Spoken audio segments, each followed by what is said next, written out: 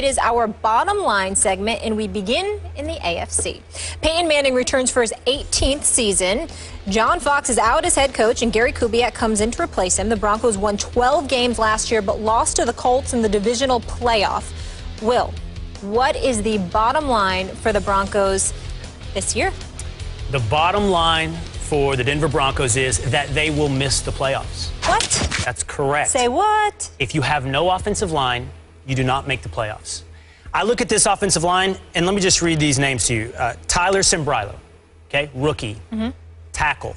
Evan Mathis just came over from the Eagles. Matt Paradis, just in his second year. Luis Vasquez, all-pro, got one there. Yep. And Ryan Harris at the right tackle. That is 5 guys who I believe it to this point have not played together, have not been on the field together, even through this exhibition season. A season, by the way, where Peyton Manning was sacked 3 times, straight up the middle. Now, Peyton Manning is notorious about getting that ball out in something like 2.6 seconds, but that's been a luxury. That's been sort of a superpower of his. This year, it's going to have to be a necessity. If that offensive line doesn't pull off a miracle and turn into a playoff caliber offensive line in that amount of time, after not having been together, in a division where everybody's better. Chiefs are better, I think. Raiders are better. Chargers are better. I see the Broncos ending up something like 9-7. You think those teams are all better than the Broncos? No, better than they were last year, meaning they're getting better. For the Broncos, okay, got it. Meaning you don't cruise to 11-5 or 12-4. Just want to clarify, you struggle weren't to saying 9-7 and miss the playoffs. The Raiders are better than the Broncos. Yeah. Just clear. Well, my bottom line for the Denver Broncos is, and I tried to apparently be a little more clever than you on this, the dying of the light. Okay. I'm with you on this in that they're trying to put this scheme in and all these pieces together to capitalize on the final years of who is an amazing, unbelievable QB, but with a lot of caveats right now. And you're talking about that O-line, and we were just talking about this when you're doing zone blocking. A lot of times fans think like zones, whether in basketball or in football, mean that you can just plug and play, that it's easier. But a lot of times when you're doing zone stuff, it's like you gotta all be on the same brain wavelength when you're doing something like that. And that takes more time than the guys and the experience that they have on that O-line. And also, when the Broncos did this back in the day, in the late 90s with Shanahan, and they had the amazing running game, and then they had Elway, what really put them over the hump was that Elway was able to just throw his body anywhere there at the end of those 2 seasons. I don't think Peyton's going to be able to do that.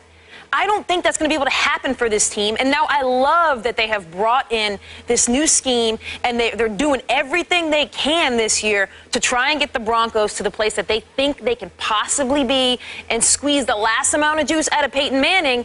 I just don't see it going that way for them. I think they're going to be really good through 10 games, and then I do think they're going to get into the playoffs. I think they're out after the first game. We agree. What do you think? What's your quick hit bottom line? I think they're going to be all right. I think they're going to hand it off a little more, and that'll give Peyton a break. I think their defense still stacked. And, I mean, he talked about it on SportsCenter. Obviously, the line has questions, but there's still a mix of vets and youth. I think they're going to be okay. I think they're going to be okay, too. I think they're going to be 11-5. I don't think that gets them anywhere. I think they're going to the playoffs. I don't think that gets them anywhere once they're in the playoffs.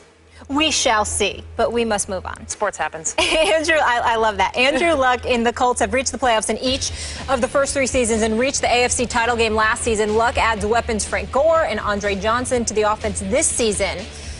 So, Kate, what's the bottom line for the Colts? So close yet again. So close, but just not there. They're not there yet. And part of that is not even them and the Colts. I mean, they have added every piece, a lot of names you mentioned, that they can possibly make to get this team to the Super Bowl. I mean, Pagano even said that he thinks he's got more talent on this roster than he's ever had. But what's going to happen at the bottom line for the Colts here is who are they going to run into? More than likely, they're going to run into the Patriots again when you're talking about getting to the playoffs. I obviously think the Colts are going to be great during the regular season. I think they're going to get to the playoffs. I think they're going to be playing great football. It's a timing issue for Andrew Luck right now and the Colts and Pagano. They just have a few more years they need to wait before the Patriots are not the Patriots anymore and Tom Brady is not Tom Brady anymore. I don't think the Colts have gotten better enough to the point that they're going to be able to clear that hurdle. You say it depends on who they run into, and what I would suggest is hopefully not somebody who can run the ball. I look at the Colts a little bit like I do the Eagles in the NFC, in that they're good, They're going to make the playoffs, but they're overhyped.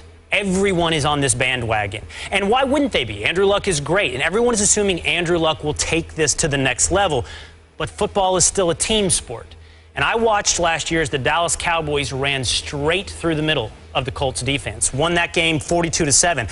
Saw the Patriots beat the Colts 45-7. Saw the Steelers put up 51 points against the Colts. I'm not worried about Andrew Luck's side of the ball. I'm worried about the other side of the ball. I know you get Robert Mathis back, but you got to stop the run. And right now, the Colts defense would scare me if I was someone who was predicting them to go or to win the Super Bowl. They look like a good playoff team. Yeah, and that was their issue last year as well. Once you see them play the Patriots, it's like all confidence goes out the door. Yeah, exactly. That's what you say if you're a Colts fan. You're like, oh, that's the comparison. Yeah, exactly. Let's move on to the Jets here, where it's already been an eventful camp for new head coach Todd Bowles. Geno Smith out with a broken jaw after taking that sucker punch during camp. The good news, however, Darrelle Revis returns to anchor Gang Green's defense. Bottom line for the Jets here, Will. Bottom line for the Jets is Cardale Jones. They are in the Cardale Jones Bowl. Stop And it. the only thing more absurd than predicting the college national champion today and the record for everyone's NFL team